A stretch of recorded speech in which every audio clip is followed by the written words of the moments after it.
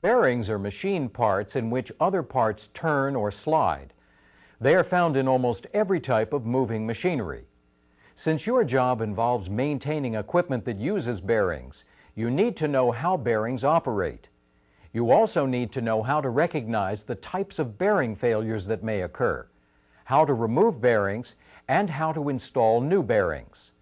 The two general categories of bearings are rolling contact bearings and sliding surface bearings. This unit focuses on rolling contact bearings. Bearings are found in almost every type of moving machinery, and they perform three basic functions: carrying a load, reducing friction, and positioning moving machine parts. The term load refers to the force or weight that is placed on a bearing. Different bearings are designed to withstand different types of loads. The type of load that is placed on a bearing is determined by the direction in which force is applied.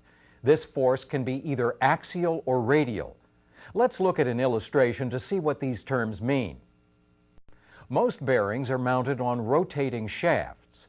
A shaft rotates around a center line or axis. The distance from the axis to the outside of the shaft is called the radius. While individual bearings may differ slightly, a typical rolling contact bearing consists of rolling elements, an inner ring, an outer ring, and a retainer.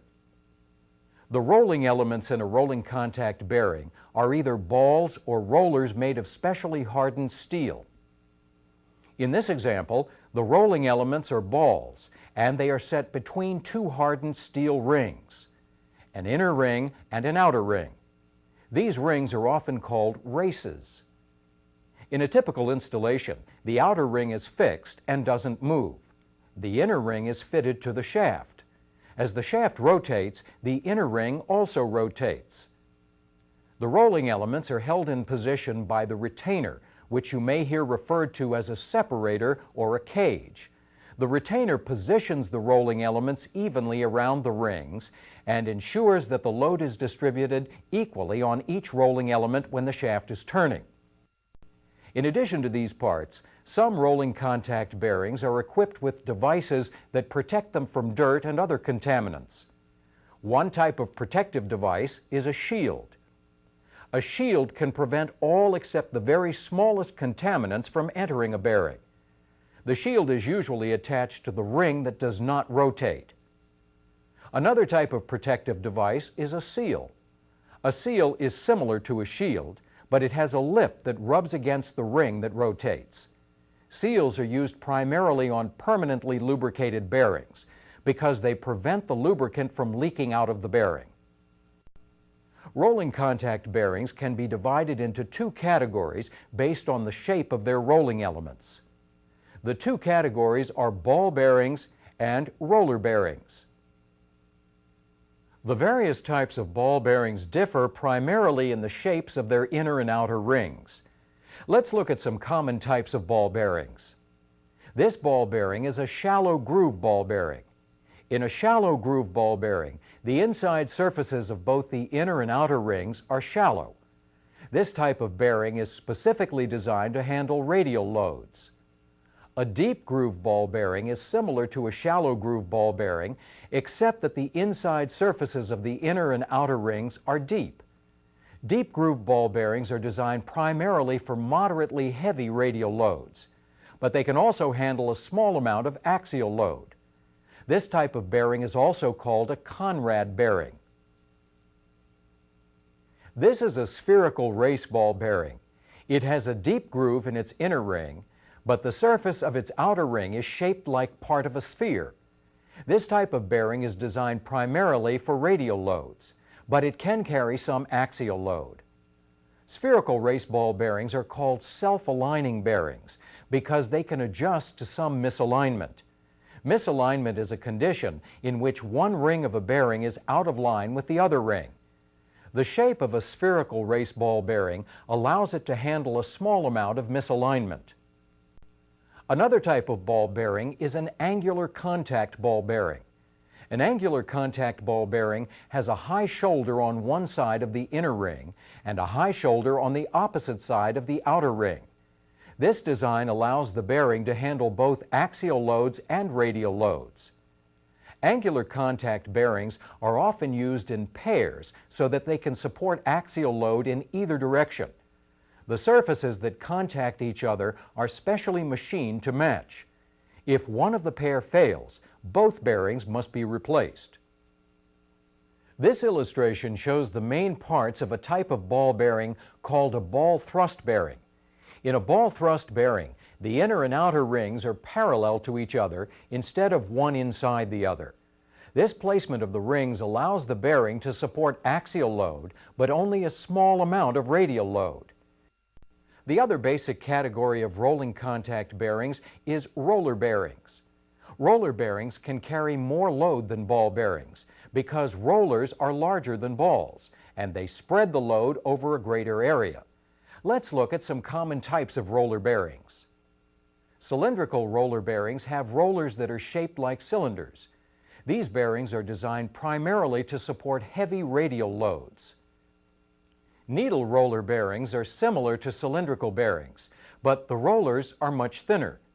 Needle roller bearings can support a great deal of radial load because many of the thin rollers can be put into a bearing. Needle roller bearings are often mounted without an inner ring or a retainer. Instead, the rollers ride directly on the surface of the shaft. Because these bearings can be mounted without an inner ring, they are often mounted on shafts where space is limited. Another type of roller bearing is a tapered roller bearing. In tapered roller bearings, the rollers are smaller at one end than at the other. The rings are tapered to match the rollers. Tapered roller bearings can support both radial loads and axial loads. Barrel or spherical roller bearings are self-aligning bearings. The outer ring is shaped like part of a sphere, which allows the bearing to align itself. Barrel roller bearings are designed to handle primarily radial loads, but they can also handle some axial loads. This illustration represents the construction of a roller thrust bearing. In a roller thrust bearing, the rings are parallel to each other instead of one inside the other. Roller thrust bearings are used to support heavy axial loads, but only a small amount of radial load. Bearings are precision parts, and they must be installed as precisely as possible. How the bearing fits onto a shaft and the kind of mounting that is used are both important to the proper functioning of a bearing. The term fit refers to the tightness or looseness with which a bearing is installed onto a shaft. There are two kinds of fit: push fit and press fit. A push fit is a fairly loose fit. Usually a ring that has a push fit can be pushed into place by hand. A press fit is much tighter. More effort is needed to press the ring into place. A press fit is also called an interference fit or a shrink fit. Generally, rolling contact bearings have a press fit on the ring that rotates and a push fit on the ring that doesn't rotate. In most bearings, the inner ring is the ring that rotates. So let's take a look at some methods for mounting bearings whose inner ring rotates. One inner ring mounting method that's commonly used is lock washer lock nut mounting. In this method, a shoulder on the shaft is used to prevent the bearing from sliding in one direction. The shoulder is the place on the shaft where the shaft size changes so that a bearing can be placed against it. The bearing is installed with a press fit against the shoulder. A lock washer and a lock nut are used on the other side of the bearing to prevent the bearing from sliding in the opposite direction. The lock washer has a tab that fits into a slot in the shaft and prevents the lock washer from slipping around the shaft.